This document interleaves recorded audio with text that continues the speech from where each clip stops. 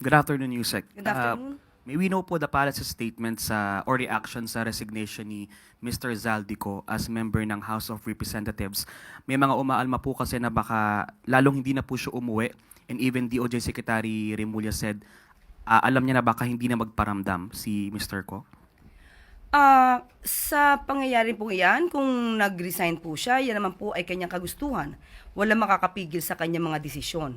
Ngunit kung magkakaroon man siya ng kaso at maisasampa, hindi po niya ito maiiwasan. Hindi niya po ito matatakbuhan.